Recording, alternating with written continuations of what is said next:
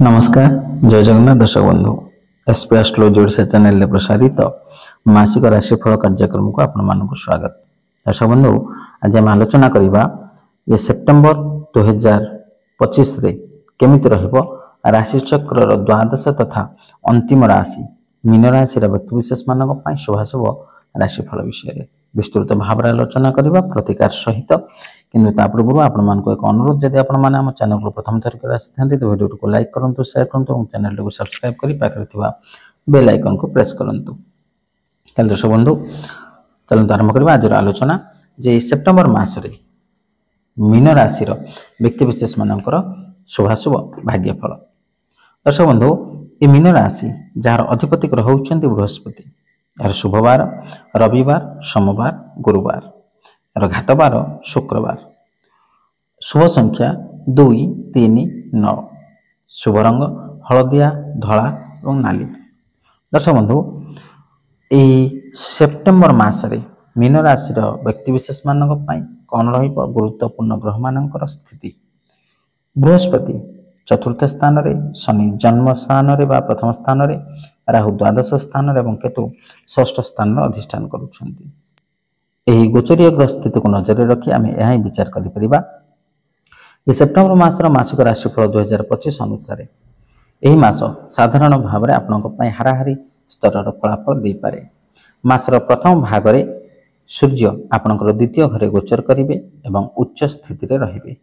द्वितीय घरे सूर्यंक गोचर भल बोली विवेचना करा जाए नहीं, किंतु मासर द्वितीय भाग रे सूर्यंक गोचर आपनक तृतीय घरे रहिबो जहाँ आपनक अनुकूल फलाफल देव। मंगलंकर गोचर संपूर्ण मास पई पंचम घरे हेबाकु जाउछि। एहाको एक अनुकूल स्थिति भाव रे विवेचना करा जिवो नाही। शनिंक ठारू अधिक अनुकूल आशा परिणाम आशा करिबा उचित नुहे। जदि आमे राहु एवं केतुंक गोचर विषय कहिबा तबे राहुंक गोचर एही मासरे अनुकूल फलाफल देबारे असमर्थ हेबे, किंतु केतुंकर गोचर मासर द्वितीय भाग रे भल फलाफल दे पारंती। आपनकर कैरियर घरर प्रभु एही मासरे तृतीय एवं चतुर्थ घरे रहिबाकु जाउछंती। साधारण एहाको एक अनुकूल परिस्थिति बोली कहा जिवो नाही, किंतु आमे एहाको अनुकूल बोली मध्य कहि परिबा नाही।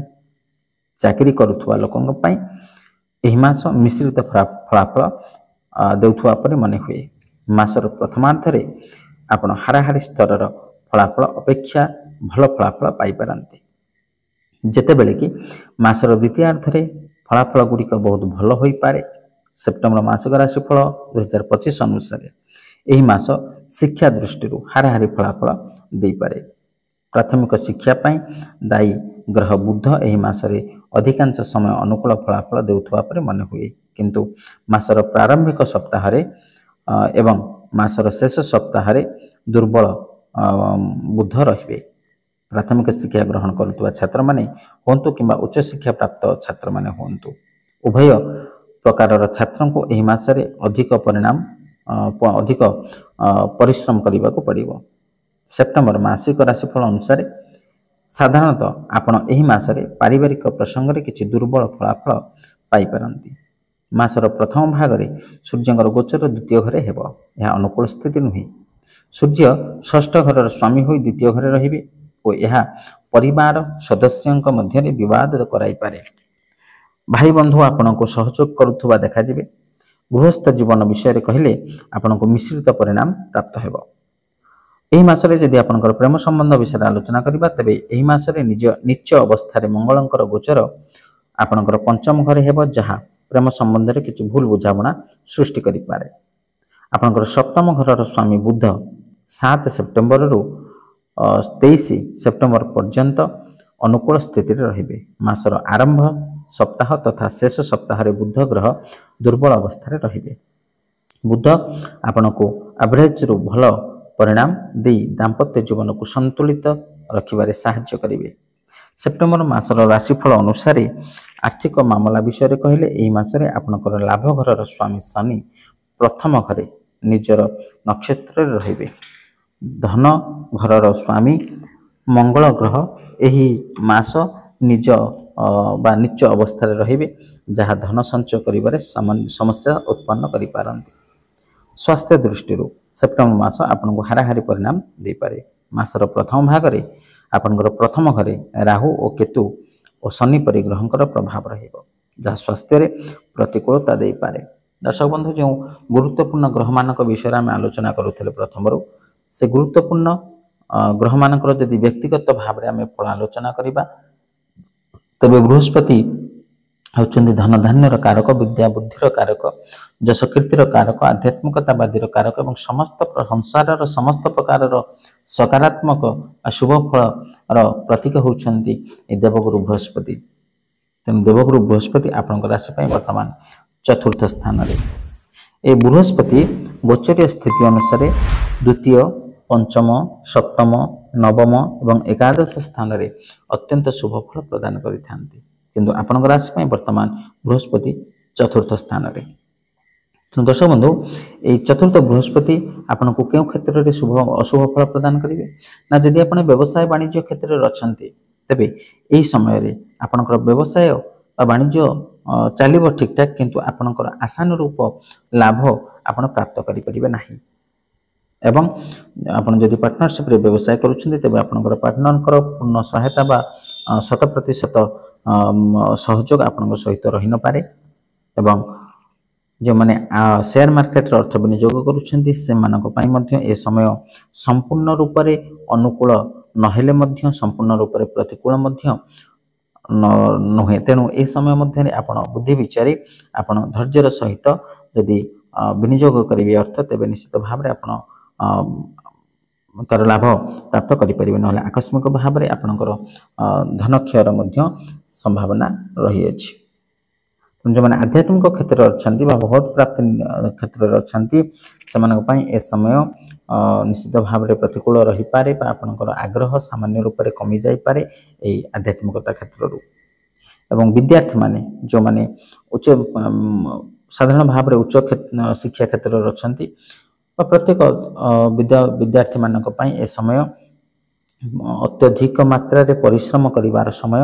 ଆପଣଙ୍କର ସାମାନ୍ୟ ଭାବରେ ଆପଣଙ୍କର ମନ ଆଗ୍ରହ ବା ମନର ଯେଉଁ ଆଗ୍ରହ ଭାବନା ଜାତ ନ ହୋଇପାରେ ଆପଣଙ୍କ ମନ ଭିତରେ ପାଠପଢ଼ା କ୍ଷେତ୍ରରେ, ତେଣୁ ଅନାଗ୍ରହୀ ପ୍ରକାଶ କରିପାରନ୍ତି ବା ଆପଣଙ୍କର ଇଚ୍ଛା ଶକ୍ତି କମିଯାଇପାରେ ପାଠପଢ଼ା ପାଇଁ, ଅନ୍ୟାନ୍ୟ କ୍ଷେତ୍ରରେ ମନୋନିବେଶ କରିବେ କିନ୍ତୁ ପାଠପଢ଼ା କ୍ଷେତ୍ରରୁ ଦୂରେଇ ଯିବେ। ଏବଂ ଯେଉଁ ପରୀକ୍ଷା ହେଉ ବା ଇଣ୍ଟରଭ୍ୟୁରେ ଯୋଗ ଦେବାକୁ ଯାଉଛନ୍ତି ସେ ସମୟ ମଧ୍ୟରେ ଆପଣ ଇଷ୍ଟ ଦେବଙ୍କୁ ସ୍ମରଣ କରିକି ଯାଆନ୍ତୁ। ତେଣୁ ପ୍ରଥମେ ହୁଏତ ଆପଣ ବିଫଳତା ପ୍ରାପ୍ତ କରିପାରନ୍ତି, କିନ୍ତୁ ନିରନ୍ତର ଭାବରେ ଚେଷ୍ଟା ଏବଂ ପ୍ରଚେଷ୍ଟା ଦ୍ୱାରା ଆପଣ ସେଥିରେ ସଫଳତା ପ୍ରାପ୍ତ କରିପାରିବେ ଏବଂ ଆପଣଙ୍କର ଯଶ କୀର୍ତ୍ତି ନାମରେ ସାମାନ୍ୟ ଭାବରେ ଆପଣ କମି ଅନୁଭବ କରିପାରନ୍ତି। ଦ୍ୱିତୀୟରେ ଯଦି ଆମେ ଶନିଙ୍କ ବିଷୟରେ ଆଲୋଚନା କରିବା, ତେବେ ଶନି ହେଉଛନ୍ତି ସତ୍ୟର ଦେବତା, ନ୍ୟାୟର ଦେବତା, କର୍ମକାରକ ଗ୍ରହ। ତେଣୁ ଶନି ଗୋଚର ସ୍ଥିତି ଅନୁସାରେ ତୃତୀୟ, ଷଷ୍ଠ, ଦଶମ ଏବଂ ଏକାଦଶ ସ୍ଥାନରେ ଶୁଭ ଫଳ ପ୍ରଦାନ କରିଥାନ୍ତି, କିନ୍ତୁ ଆପଣଙ୍କ ରାଶି ପାଇଁ ବର୍ତ୍ତମାନ ଶନି ଜନ୍ମସ୍ଥାନରେ ଅଛନ୍ତି ବା ମୀନ ରାଶିରେ ଶନି ଗୋଚର କରୁଛନ୍ତି। ତେଣୁ ଆପଣଙ୍କ ପାଇଁ ବର୍ତ୍ତମାନ ଶନି 7.5ର ଯୋଗ ସୃଷ୍ଟି ହୋଇଅଛି। ଏହି ସମୟ ମଧ୍ୟରେ ଶନି ଆପଣଙ୍କର ବିଶେଷ ଭାବରେ କର୍ମକ୍ଷେତ୍ରକୁ ପ୍ରଭାବିତ କରିପାରେ। ଯଦି ଆପଣ କର୍ମକ୍ଷେତ୍ରରେ ଅଛନ୍ତି ତେବେ କିଛି ନା କିଛି ସମସ୍ୟା ନିଶ୍ଚିତ ଭାବରେ ଆପଣଙ୍କ ଜୀବନରେ ପ୍ରତିଦିନ ଆସିବ, ଯାହାକୁ ନେଇ ଆପଣ ମାନସିକ ଭାବରେ ଅସ୍ଥିରତା ରହିପାରନ୍ତି, ମାନସିକ ଅଶାନ୍ତିରେ ରହିପାରନ୍ତି ଏବଂ ଆପଣଙ୍କର କର୍ମକ୍ଷେତ୍ର ସ୍ଥାନାନ୍ତରଣ ହୋଇପାରେ ବା ଯେଉଁମାନେ ନୂତନ ଭାବରେ କର୍ମପ୍ରାପ୍ତି ନିମନ୍ତେ ଆବେଦନ କରୁଛନ୍ତି ସେମାନଙ୍କ ପାଇଁ ମଧ୍ୟ ଏ ସମୟ ପ୍ରତିକୂଳ ହୋଇପାରେ ବା ଆପଣଙ୍କର ଚେଷ୍ଟା ବିଫଳ ହୋଇପାରେ, କିନ୍ତୁ ନିରନ୍ତର ଭାବରେ ଚେଷ୍ଟା କରନ୍ତୁ, ସତ୍ ମାର୍ଗରେ ରହିକି ସତ୍ ଉପାୟରେ ଦେଖିବେ ଶନି ଆପଣଙ୍କୁ ନିଶ୍ଚିତ ଭାବରେ ଶୁଭ ଫଳ ପ୍ରଦାନ କରିବେ। କିନ୍ତୁ ଆପଣଙ୍କର ଶନି 7.5 କାରଣରୁ ଆପଣ ସାଧାରଣ ଭାବରେ ମାନସିକ ଅଶାନ୍ତି, ଶାରୀରିକ ପୀଡ଼ା ଏବଂ ଅଯଥା ବ୍ୟୟ ଏବଂ ଦ୍ରବ୍ୟ ନଷ୍ଟ ଏମିତି ବିଭିନ୍ନ ପ୍ରକାରର ପ୍ରାୟତଃ କର୍ମକ୍ଷେତ୍ରକୁ ନେଇ ଚିନ୍ତାରେ ରହିପାରନ୍ତି। ତେଣୁ ଏହାର ପ୍ରତିକାର ବିଷୟରେ ମଧ୍ୟ ଆମେ ଆଲୋଚନା କରିବା। ତେଣୁ ଆଜି ଆମେ ଯେଉଁ ଶୁଭ ଏବଂ ଅଶୁଭ ଫଳ ବିଷୟରେ ଆଲୋଚନା କଲେ, ସେ ଶୁଭ ଅଶୁଭ ଫଳର ଯେଉଁ ଅଶୁଭ ଫଳ କଥା ରହିଲା ସେ ଅଶୁଭ ଫଳକୁ ପରିତ୍ୟାଗ କରି ଶୁଭ ଫଳ ପ୍ରାପ୍ତ କରିବା ନିମନ୍ତେ କେତେ ଗୁଡ଼ିଏ ପ୍ରତିକାର ବିଷୟରେ ମଧ୍ୟ ଆଲୋଚନା କରିବା। ସେ ପ୍ରତିକାର ଗୁଡ଼ିକ ହେଉଛି ଆପଣ ମାତା ତାରାଙ୍କୁ ଦର୍ଶନ କରନ୍ତୁ ବା ସାମାନ୍ୟ ପୂଜା ଅର୍ଚ୍ଚନା କରନ୍ତୁ, କିମ୍ବା ବୃହସ୍ପତିଙ୍କର ଶୁଭ ଫଳ ପ୍ରାପ୍ତ କରିବା ପାଇଁ ଆପଣ ବିଷ୍ଣୁ ସହସ୍ର ନାମ ପାଠ କରନ୍ତୁ କିମ୍ବା ଓମ୍ ବ୍ରୁମ୍ ବୃହସ୍ପତି ନମଃ ଏ ମନ୍ତ୍ରକୁ ମଧ୍ୟ ଜପ କରିପାରିବେ। ଏବଂ ବିଶେଷ ଭାବରେ ଶନି ସପ୍ତାହରୁ ମୁକ୍ତି ପାଇବା ବା ଶନି 7.5 ପ୍ରଭାବରୁ ମୁକ୍ତି ପାଇବା ପାଇଁ ଆପଣ ମଙ୍ଗଳବାର ଏବଂ ଶନିବାର ଦିନ ହନୁମାନ ଦର୍ଶନ କରନ୍ତୁ ଏବଂ ପ୍ରତିଦିନ ସ୍ନାନ ପରେ ହନୁମାନ ଚାଳିଶା ପାଠ କରନ୍ତୁ କିମ୍ବା ଆପଣ ନିୟମିତ ଭାବରେ ନିମ୍ବ ଗଛରେ ଜଳ ଅର୍ପଣ କରନ୍ତୁ। ଦେଖିବେ ନିଶ୍ଚିତ ଭାବରେ ଶୁଭଫଳ ପ୍ରାପ୍ତ କରିବେ। ତାହେଲେ ଦର୍ଶକ ବନ୍ଧୁ ଆଶା କରି ଭିଡ଼ିଓଟି ଭଲ ଲାଗିଥିବ। ଯଦି ଭଲ ଲାଗିଛି ତ ଭିଡ଼ିଓଟିକୁ ଲାଇକ୍ କରନ୍ତୁ, ସେୟାର କରନ୍ତୁ ଏବଂ ଆପଣଙ୍କର ସୁଚିନ୍ତିତ ମତାମତ ଦେବାକୁ ଜମା ଭୁଲନ୍ତୁନି। ଆଜି ପାଇଁ ବିଦାୟ ଦିଅନ୍ତୁ। ରହିଲି ନମସ୍କାର। ଜୟ ଜଗନ୍ନାଥ।